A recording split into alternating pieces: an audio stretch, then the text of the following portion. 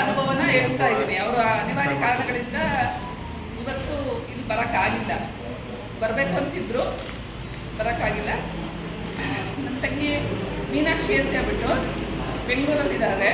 ಅವ್ರ ಮನೆಯವ್ರ ಸೆಕ್ರೆಟ್ರಿಯೇಟಲ್ಲಿ ವರ್ಕ್ ಮಾಡ್ತಾರೆ. ಅವಳಿಗೆ ಈಗ ಓದ್ಬಾರ್ದಲ್ಲಿ 2 ಶೋಲ್ಡ್ರು ತುಂಬ ಪೇಯ್ನು, ಸಿಕ್ಕಾಪಟ್ಟೆ ಪೇಯ್ನ್ ಆಗಿಬಿಟ್ಟು ಕೂತ್ಕೊಂಡ್ಬಿಟ್ಟಿತ್ತಂತೆ. ಲಾಸ್ಟ್ ಇಯರ್ ಒಂದ್ಸರಿ ಇದೇ ಥರ ಬಂದಿದೆ, ಡಾಕ್ಟ್ರಿಗೆ ತೋರಿಸಿದ್ದಾರೆ. ಅವರು ಸ್ವಲ್ಪ ಕೆಲಸ ಎಲ್ಲ ಕಡಿಮೆ ಮಾಡಬೇಕಮ್ಮ, ನಿಮಗೆ ಮೂಳೆ ಸೌದಿದೆ, ಸ್ವಲ್ಪ ಕೆಲಸ ಏನೋ ಹೆವಿ ವರ್ಕ್ ಮಾಡಬೇಡಿ, ಭಾರ ಹಿಡಬೇಡಿ ಅಂತ ಹೇಳಿದ್ರಂತೆ. ಲಾಸ್ಟ್ ಟೈಮ್ ಟ್ರೀಟ್ಮೆಂಟ್ ತೊಗೊಂಡಿದ್ದಾಳೆ, ಕಡಿಮೆ ಆಗಿದೆ. ಮತ್ತು ಈ ಸರಿ ಬಂದಿದೆ ಅದೇ ಥರ ಕೈ ನೋವೆಲ್ಲ ಆಗ್ಬಿಟ್ಟು ಕೂತ್ಕೊಂಡ್ಬಿಟ್ಟಿದೆ, ಏನೂ ಕೆಲಸ ಮಾಡೋಕ್ಕಾಗ್ತಾ ಇಲ್ಲ.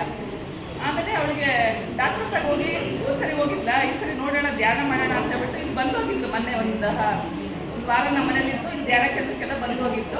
ಹಾಗಾಗಿ ಗುರುಜಿ ಪರಿಚಯ, ಧ್ಯಾನದ ಪರಿಚಯನೂ ಇದೆ. ಧ್ಯಾನ ಮಾಡಿದ್ದಾಳೆ. ಅವಳಿಗೆ 2 ಸರಿ ಧ್ಯಾನದಲ್ಲಿ, ಅಂದರೆ ಸಂಜೆ ಧ್ಯಾನ ಮಾಡಿದ್ದಾಳೆ ಮತ್ತು ಬೆಳಿಗ್ಗೆ ಧ್ಯಾನ ಮಾಡಿದ್ದಾಳೆ. ಅವು ಕೊಟ್ಟಿದ್ದ ಕೈಯೆಲ್ಲ ಹೋಗಿದೆ, ಕೈನವೆಲ್ಲ ಹೋಗಿದೆ. ತುಂಬ ಚೆನ್ನಾಗಿ ಅನಿಸಿದೆ ಅವಳಿಗೆ. ಧ್ಯಾನದಲ್ಲಿ ಅವಳಿಗೆ ಕೈ ಸೊಟ್ಟ ಆಗಿಬಿಟ್ಟಿತ್ತಂತಂದರೆ ಕೈ ಯೋಗ ಕ್ರಿಯೆ ಎಲ್ಲ ಆಗಿದೆ, ಕೈ ಫೋಲ್ಡ್ ಆಗಿರೋ ಥರ. ಆದರೆ ಅವಳೇನು ಕಂಟ್ರೋಲ್ ಮಾಡಿಲ್ಲ, ಗೊತ್ತಲ್ಲ ಅವಳಿಗೆ, ಹಾಗಾಗಿ ಏನು ಕಂಟ್ರೋಲ್ ಮಾಡಿಲ್ಲ. ನೆಕ್ಸ್ಟ್ ಡೇಗೆ ಅನಿಸಿದೆ ಕೈ ತುಂಬ ರಿಲೀಫ್ ಆಗಿದೆ.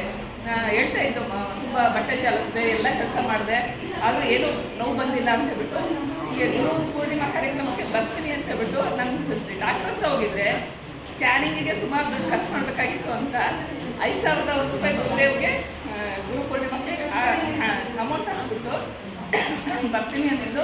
ಅನಿವಾರ್ಯ ಕಾರಣಗಳಿಂದ ಇದು ಬರೋಕ್ಕಾಗಿಲ್ಲ. ಹೀಗೆ ನನ್ನ ತಂಗಿ ಅನುಭವ ಈಗ ಕಳೆದ ವಾರದಲ್ಲಾಗಿದ್ದು.